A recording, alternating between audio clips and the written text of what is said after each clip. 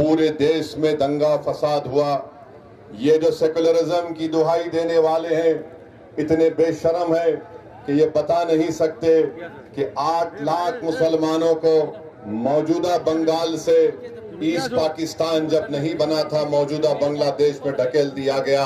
बताओ उस वक्त ये सेकुलरिज्म का नाम देने वाले क्या तुम अंधे हो गए थे, क्या तुम बहरे हो गए थे कि इतनी बड़ी तादाद में लोगों को ढकेल दिया गया। मेरे अजीज दोस्तों और बुजुर्गों, आज हमको कहते हैं कि मजलिस आती है तो बीजेपी को फायदा होगा, ओवैसी आएगा तो बीजेपी को फायदा होगा। मैं टीएमसी के लोगों को और ममता बनर्जी को बताना चाह रहा हूं, 26 साल पहले 1998 में यहीं से ममता बनर्जी ने बीजेपी से अलायंस करके दुमदुम पार्लियामेंट की कॉन्स्टिट्यूंसी से बीजेपी के कैंडिडेट को एमपी बनाया। क्या उस वक्त असदुद्दीन ओवैसी आकर ममता बनर्जी के कान में फूंक कर बोला कि तुम बीजेपी से अलायंस कर लो? 1999 में दूसरी मर्तबा बीजेपी का एमपी बना ममता बनर्जी के अलायंस की वजह से।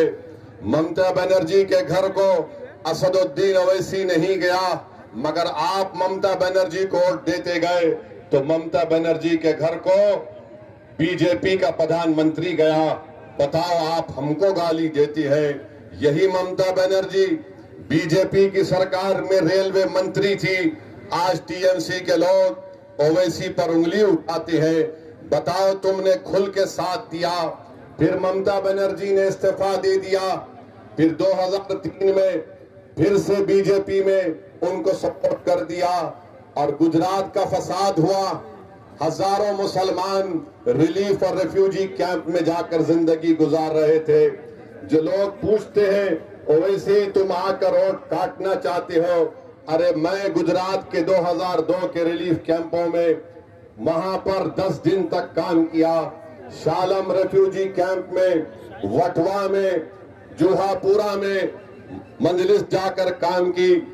ममता बनर्जी क्या कर रही थी बताओ? ममता बनर्जी ने दोबारा माइंस की मिनिस्टर बन गई। ममता बनर्जी आज कहती है कि मैं मुस्लिम बहनों की बहन हूं। ममता बनर्जी क्या इशरत जहां, बिल्किस बानो, जकिया जाफरी आपकी बहन नहीं थी क्या? गुजरात में वहां पर रेप किया गया कई लोगों को, मगर ममता बनर्जी को और टीएमसी को याद नहीं आया। ममता बनर्जी बोलती है कि ओवैसी के लड़ने से बीजेपी को फायदा होगा। 4 एमएलए बीजेपी के थे, 5 साल पहले जीतकर 77 हो गए। क्या उसमें भी ओवैसी जिम्मेदार है? बताओ आप। मेरे भाई, सब लोग आपका वोट हासिल करना चाहते हैं, कोई आपको आपका हक देना नहीं चाहता है। ये समझते हैं कि मुस्लिम समाज है तो ये गाय और भैंस है, इनका वोट ऐसा हासिल कर लो जैसे गाय और भैंस से दूध हासिल किया जाता है। आप कब तक उन लोगों का साथ देंगे जो आपके लिए कुछ करना नहीं चाहते? क्या ये बात सच नहीं है ममता बनर्जी कि मुर्शिदाबाद में पर कैपिटा इनकम कितना है, जहां पर 70% के करीब मुस्लिम बाहुल आबादी का इलाका है। पर कैपिटा इनकम करीब 3,500-4 हजार रुपये महीने को कोई कमाता है। बताओ ममता बनर्जी, क्या 4,000 3,500 में किसी गरीब का घर चल सकता है? क्या ये सच नहीं है? क्या ये सच नहीं है कि मुर्शिदाबाद से 16 लाख हमारे बच्चे हैदराबाद, मुंबई, दिल्ली, बेंगलुरु और दुबई में जाकर काम करते हैं? आज यही मुर्शिदाबाद का बच्चा दुबई के बुर्जुल खलीफा की बिल्डिंग बनाने में काम किया, मगर ममता बनर्जी, कांग्रेस और इन तमाम पार्टियों ने मुर्शिदाबाद में एक इंडस्ट्री नहीं बनाते हैं। आज मुर्शिदाबाद की हमारी बहनें क्या करती हैं? यहाँ पर 1000 बीड़ी अगर दिन में बनाती हैं तो 195 रुपये उनको मिलते हैं। 195 रुपये मिलते हैं उनको 1000 बीड़ी बनाने के लिए।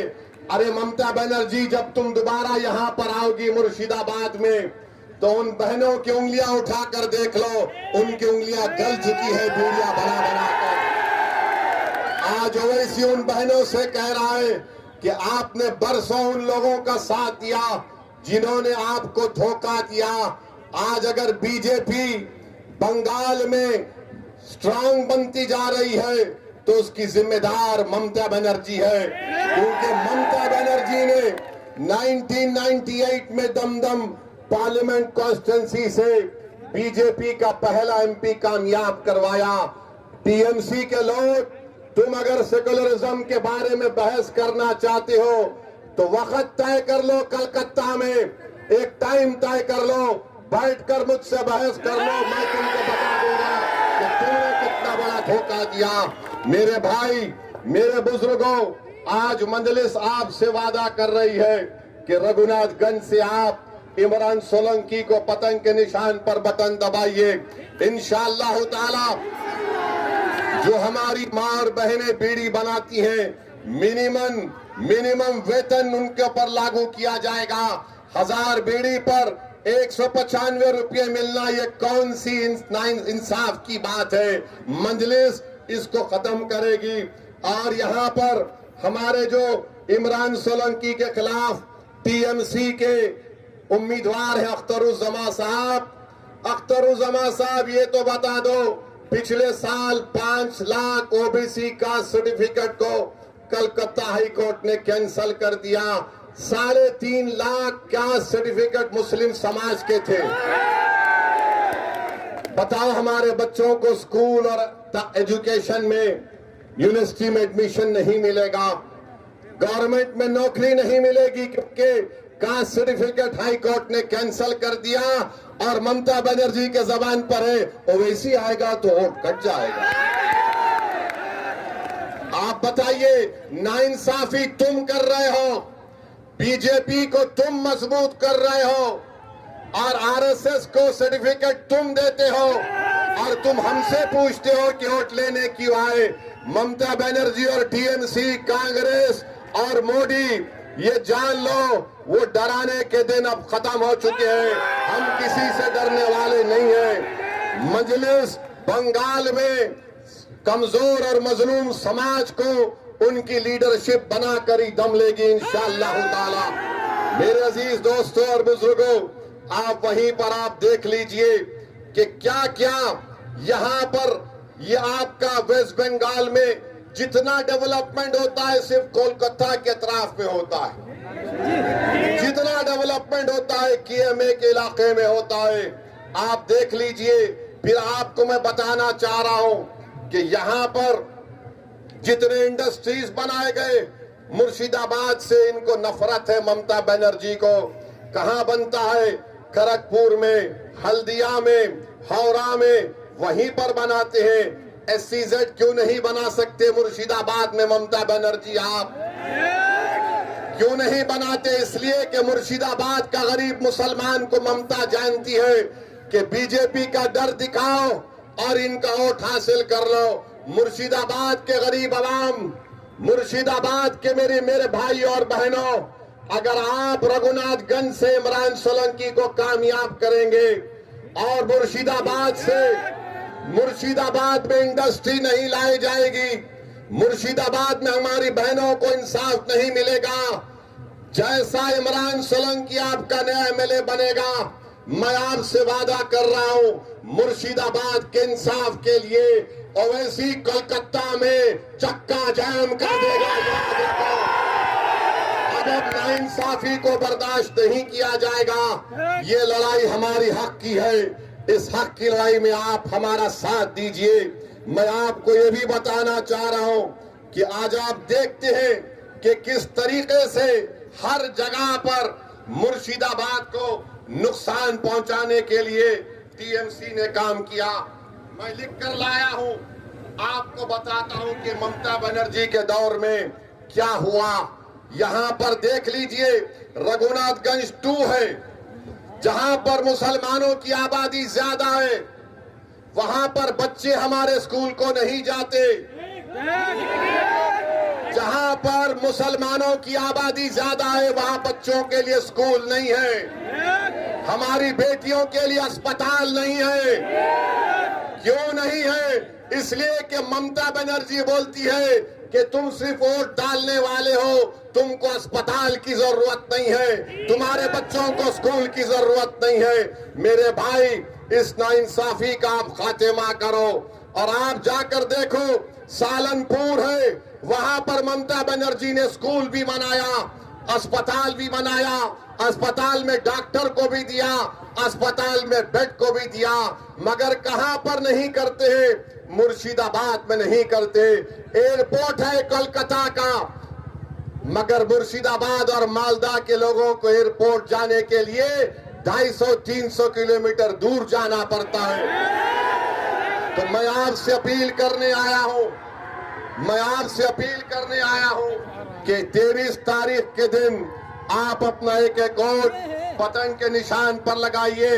और जो लोग मजलिस पर इल्जाम लगाते हैं, अरे याद रखो, जो टीएमसी की चमचागिरी कर रहे हैं, मैं तुमको पूछ रहा हूं, एक वीडियो आया तो मैंने कहा बंगाल के मुसलमानों का सौदा मजलिस बर्दाश्त नहीं कर सकती। एक वीडियो आया तो हमने छोड़ दिया। मगर बताओ ममता बनर्जी और टीएमसी, क्या तुमने मोदी बीजेपी का साथ नहीं दिया? क्या तुमने दमदम से पहला बीजेपी का एमपी नहीं बनाया? बताओ, तुमने बंगाल के गरीब और मजलूम मुस्लिम अकलियत के लिए कोई काम नहीं किया? तुम सिर्फ डराते हो, बीजेपी का डर दिलाते हो। यकीनन मैं कह रहा हूं, मोदी और ममता एक सिक्के के दो रुख है। मोदी और ममता दोनों भाई बहन हैं। आज मैं आपसे अपील कर रहा हूं कि यकीनन हमको बीजेपी आरएसएस को हराना है। बताओ, ममता ने कहा था कि वक्फ का कानून बंगाल में लागू नहीं करेंगे, मगर ममता ने झूठ कहा तुम्हारा वोट हासिल करने के लिए। आज वक्फ की जायदादों का रजिस्ट्रेशन नहीं हो रहा है। वक्फ की जायदादों ममता ने उसको बर्बाद कर दिया। तो मेरे भाई, मेरे बुजुर्गों, सोच समझकर 23 तारीख को वोट दो। वोट डालने से पहले ये देख लो कि बीजेपी को जरूर हराना है इंशाअल्लाह ताला। मोदी को आरएसएस के उनके नापाक अज़ाइम में शिकस्त देना है। कल तक आपके पास कोई विकल्प नहीं था, आप हालत मजबूरी में टीएमसी को वोट देते थे। आज असदुद्दीन ओवैसी तुम्हारे दरमियान में आके खड़ा है और हमेशा खड़ा रहेगा इंशाअल्लाह ताला। मेरे भाई, बिहार में हमारे 4 एमएलए तोड़ लिए, तो बताओ तोड़ने वाले सेकुलर थे क्या? उन्होंने 4 तोड़ा और अल्लाह ने सीमांचल की जनता को सलाम, उन्होंने दोबारा हमारे एमएलए को कामयाब कर दिया। राज्यसभा का इलेक्शन हुआ, जिन्होंने हमारे एमएलए तोड़े हमने उनका साथ दिया। राजद के 3, कांग्रेस के 3 एमएलए गायब, राजद का एक मुस्लिम एमएलए गायब। बताओ, जब बी टीम कौन थी? वाइस प्रेसिडेंट का इलेक्शन हुआ, मैंने किसको वोट दिया बता दो? तेलंगाना में जुबली हिल का बाई इलेक्शन हुआ, मजलिस ने किसका साथ दिया बता दो? अरे तुम्हारे पास दिखाने को कुछ नहीं है। वो नहीं चाहते कि बंगाल के गरीब और मजलूम मुस्लिम अकलियत की एक पॉलिटिकल लीडरशिप बन जाए। मैं यहां पर अपनी लीडरशिप के लिए नहीं आया हूं, मैं आया हूं ताकि रघुनाथगंज से आपके दरमियान में हमारी और बेटी और भाई नेता बने, नेता बने, नेता बने। इसके लिए मैं आपसे अपील कर रहा हूं कि 23 तारीख के दिन आप अपना एक वोट पतंग के निशान पर बटन दबाकर आप अपने आप को कामयाब करिए। कैंडिडेट उम्मीदवार इमरान सोलंकी नहीं है, कैंडिडेट रघुनाथगंज का हर बच्चा है और बेटी हर मां है। आपको मुर्शिदाबाद के इंसाफ के लिए, विकास के लिए आपको वोट देना है। बीजेपी को जरूर रोकना है। कितने सीट पर मजलिस लड़ रही है? 10 या 11 सीट पर मजलिस लड़ रही है। बताओ फिर मुझ पर इल्जाम क्यों लगाया जाता है? तुम तो बीजेपी का साथ देते आए हो, तुमने बंगाल में बीजेपी को मजबूत किया। तो मेरे अजीज दोस्तों और बुजुर्गों, बीजेपी को रोकना है। बीजेपी का एजेंडा फाशिस्ट एजेंडा है। बीजेपी हिंदुत्व की आइडियोलॉजी को मानने वाली है।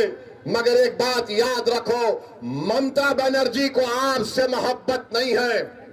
ममता बनर्जी को तुम्हारी गरीबी से मोहब्बत नहीं है। ममता बनर्जी को नौजवानों को रोजगार से लगाने की मोहब्बत नहीं है। ममता बनर्जी को मुर्शिदाबाद और मालदा से मोहब्बत नहीं है। ममता बनर्जी को मोहब्बत है तो तुम्हारे सिर्फ वोट से, तुम्हारे वोट से मोहब्बत है। याद रखो, वोट का सही इस्तेमाल करिए, एमआईएम पार्टी को कामयाब करिए। आपका बहुत बहुत शुक्रिया। अब मैं नारा लगाऊंगा, मेरे नारे लगाने पर भी ये सेकुलरिज्म के झूठे दावेदारों को पेट में तकलीफ होती है। लगाइए मेरे साथ नारा, नारे तकबीर, नारे तकबीर, नारे तकबीर।